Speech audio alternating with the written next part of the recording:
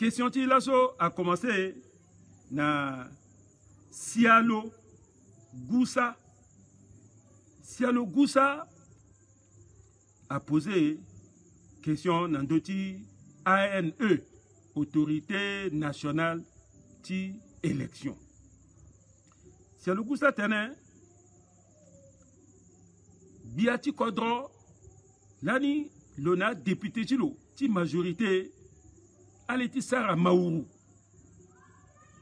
À la tene, il faut modifier constitution na ndoti prétexte ti Covid-19 ti tene biati kodro a pusu lango ti dutingolo ndoti mbata ti mini ngoyi so yingape a fani mi birape a tene na ndoti kati force majeure là. Bon, a député a goni na vote avant ti tene a voté a député a ketala a la quoi dumbi tertala a la ke tongaso président ti assemblée a mumbitiso a tokani na cour constitutionnelle si cour constitutionnelle tene wataka so a petit tene a passé pe constitution a doti bouger pe parce que aza verrou tout a petit tene a mou prétexte nan doti Covid-19 ti tene a la ngouriana pe si Sialo Goussa tene bon mais cour constitutionnelle so lo ki tene nan doti constitution le tene il faut la bagi constitution mais pourquoi cour constitutionnelle a tete concertation a tetongana aleti materata la à la petite tene à la sa concertation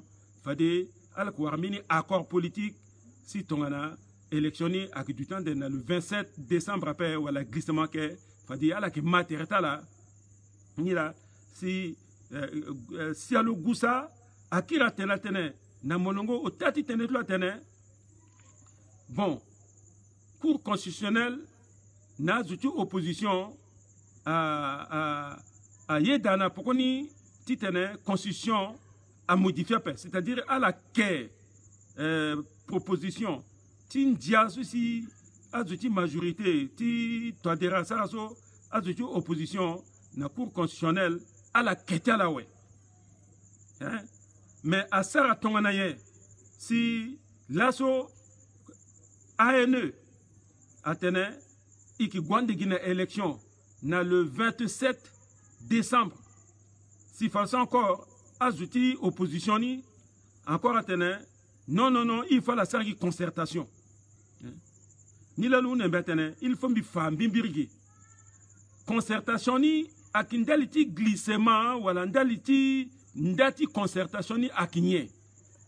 Est-ce que ikigwe ta na élection ni na le 27 heures tim mbagiti biati kodro le pensée le tonne est-ce que le quoi le qui pratique na élection na le 27 hein? Mais allez-tu poser question il faut poser bati question minga peu hein? Dernière fois tu t'en bi répondre na bati question là. Troisième question le niso encore quatrième question. N'est-il même question? N'est-il même question so Sialo Goussa tene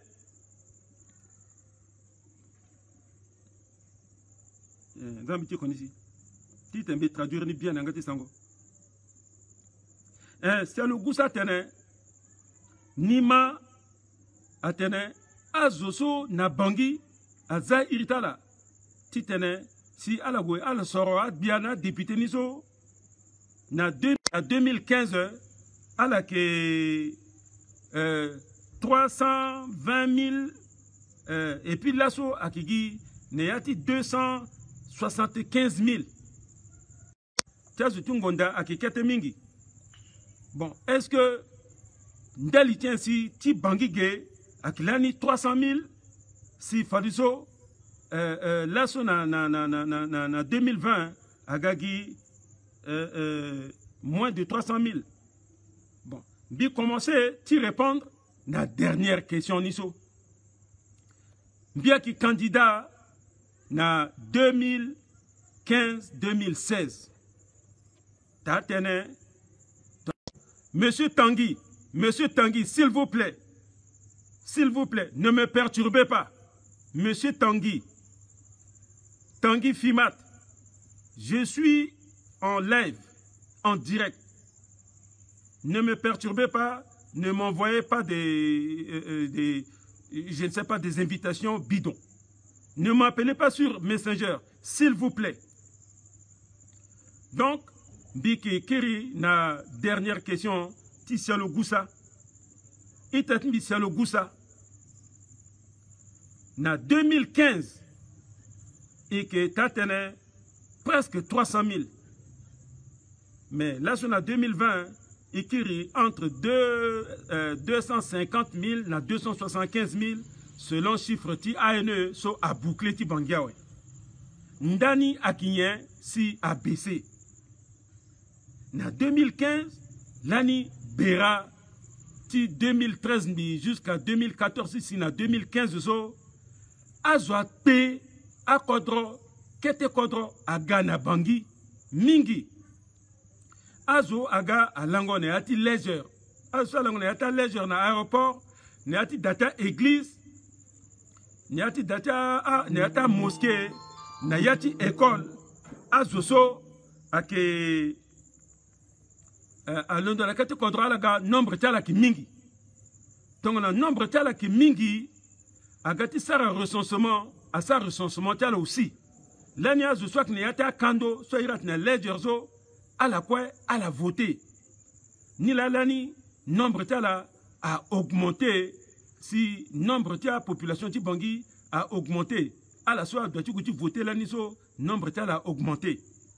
Mais de 2016 jusqu'à 2020, Bera Wunjawe. Azo akiri na kwati yakatala. Ameni mingi akiri na datala so à la peni ne eta keta kodro na périphérie ti Bangui.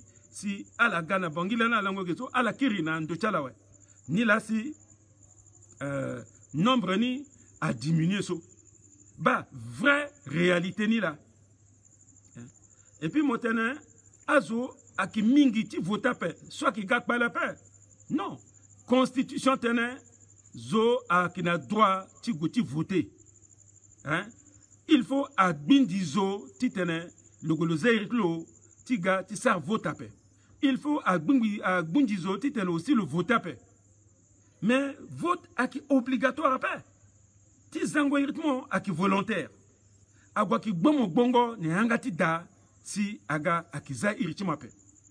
Donc, ton a ANE à sar kwa tilundi kwa we si awara nombre we fadi à qui diffuser nombre ta si à inscrire irritala titne à la voter.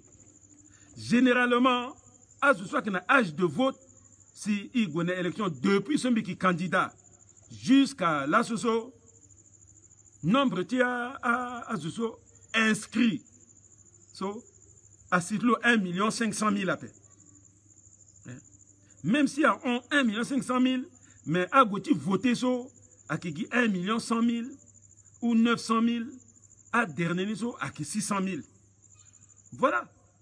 Ni là si agati fateneba taux de participation ni à qui 50%, c'est-à-dire moitié ti normalement soit que na âge que tu voter là à gui au taux ni à qui 60%, so à qui amélioré taux ni à qui 70%, tu connais ni. Mais si ton ana sa compilation nous quoi na tia zuti Bangui na pardon à la tenena monsieur Tanguy le Irimbiape, il faut la tenena monsieur Tanguy le Irimbiape, pardon. Donc on a ça la compilation ni quoi ouais. À ça la compilation ni si y a 500 000, 600 000 ou 700 000 et qui connaît l'élection, fallait que tenant taux de participation ni à qui 40%, taux de participation à 45%. Et bien c'est ça et c'est la réalité. Nous aurons aux élections. Donc on a là que la mémoire la France. À ce soir que la France, alors on à peu près 60 millions d'âmes là-bas. Et puis à ce soir, on a voté à Sinata 32 millions de Français. Hein? Mais l'année, on a voté si Macron a gagné ça, taux de participation à qui 20%. À l'année qui 20%. Voilà. Mais à la SAR vote. Donc, à Kibozo Bongo Nangangu, titene, le goé, le voté, le sari, il doit payer, à Bongo Nangangu, titene, le voté. Et en bien, la question, à la petite goutti voté, à la goé, Ngonjobola, à la mouta, la bulletin blanc. En bien, à Sargimbana, bulletin nul. À Sarta la Agounani. Donc, vote là. Et puis, mon kir montenin, est-ce que Iki Gwandena le est-ce que Twadera, Tibeti Twadera tonne? Est-ce que le Gwandena le 27 ni?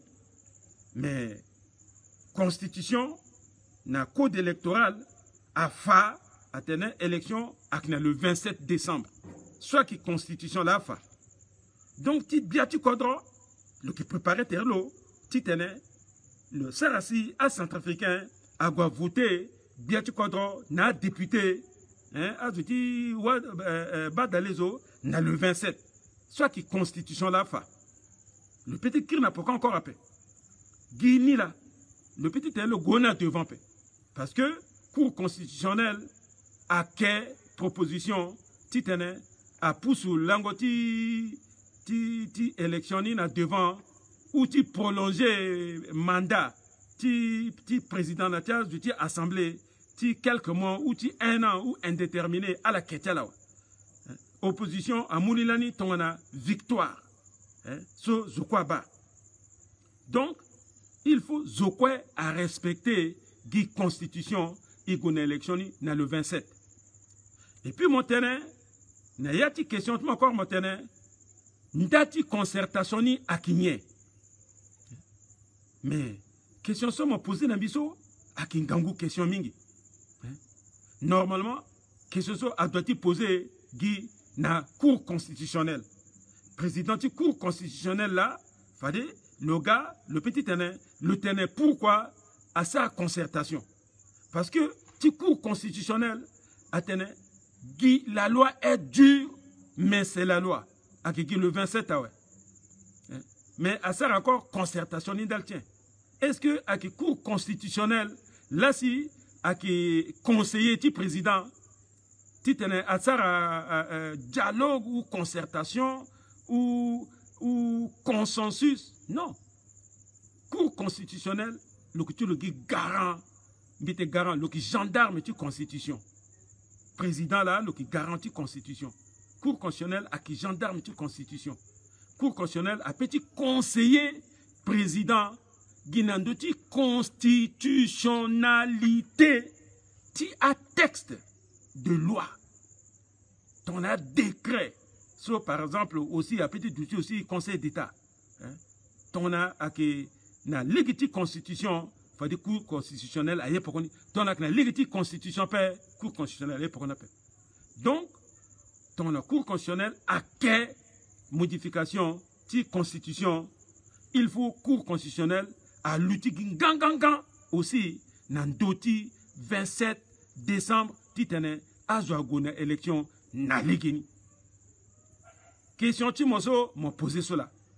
Ton ami qui n'a pas connu mi rappel samedi mon petit posé béni questionné encore. Ni là il t'a dit sialo gusa wala mo ke mo lingi timbi mon petit duti babat mbi appel. Ni là mi tena mozo donc biati kodro na gouvernement tilo à respecter décision ti Cour constitutionnelle. Ah ouais.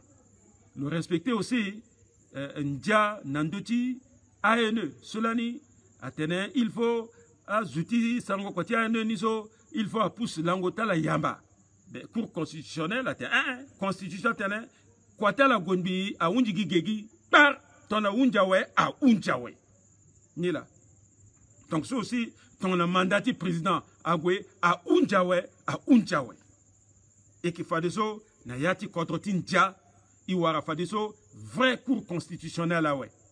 Titene à andalo à moukete pata ton ti sokozo ki ba à qui projet à qui saral à irta une soit la loi constitutionnelle a et puis kasako dans duti Cour constitutionnelle so lani si président Twadera na député tilo a été tene à profiter dans doti Covid-19 titene à la botte ya ti mandat.